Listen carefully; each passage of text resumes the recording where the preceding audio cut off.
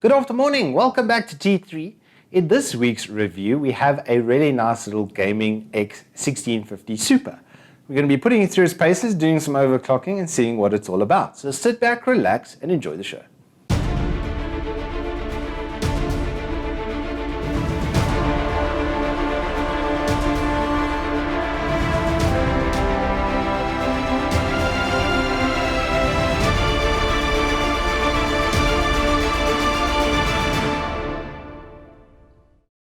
Alrighty, so we have revealed previously in our launch of our news episode that we are going to be working very closely with our friends over at Tech.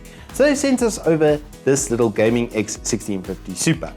Now, mid-range cards don't usually kind of spark the needle, but this one was just so much fun. I actually haven't had fun with a GPU quite in the way that I did with this little guy over here. Let's start with the physical nature of the card. So as you can see, it's quite a slim little compact guy. It looks exactly like their Gaming Z2070, and it's basically a miniaturized version of that. It's got a 6-pin power over the top over here, and that's about all you'll need is the slot and that 6-pin power. So you're not going to need a massive CPU or PSU at least to run this. A good CPU will definitely help, as you guys will see with the benchmark results.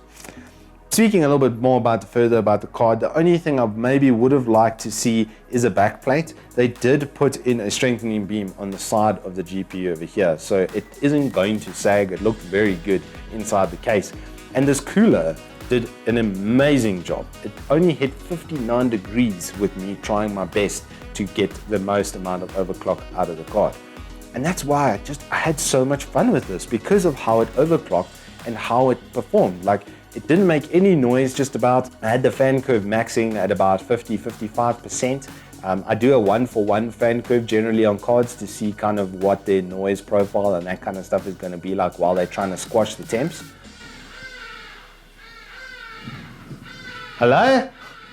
So when I tested this card, we slimmed down our benchmarking kind of results or practices to kind of the most relevant ones for each engine. Specifically for Unreal, we had for Valvo with CSGO and with Dota 2. Well, you guys will see. We're going to flash those benchmarking results now, and basically the kind of overall average that I got was about 70–80% as good as a 1070 Ti. Now that's quite impressive. This is a 4,500 Rand card on Tech Store, so it's not exactly a bank breaker.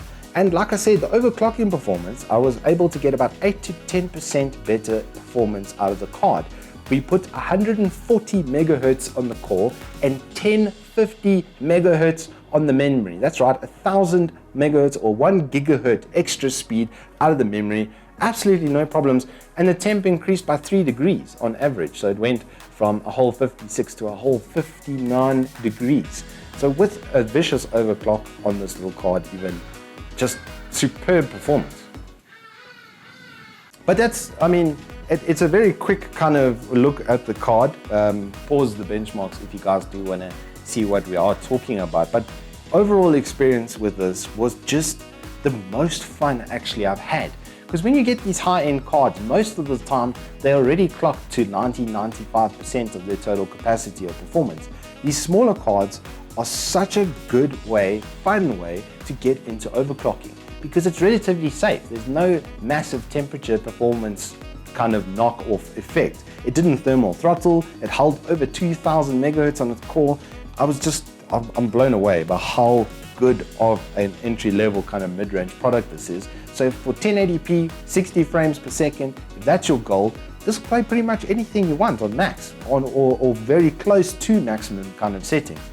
And without breaking the bank and looking good while doing it. It's a very pretty little card. So all in all, I must say, this is a bit of a 9 out of 10 here for us on the 1650 Super. We will be doing its kind of arch rival on the AMD RX 5500 XT next week, and I'll do a comparison between the two because we are going to be getting the MSI Gaming Z. So it'll be the same manufacturer, same level of card, and we'll have to see how these two go punching at each other. But thank you all so much for watching. We do hope to see you in the next one. Until then, have a good one.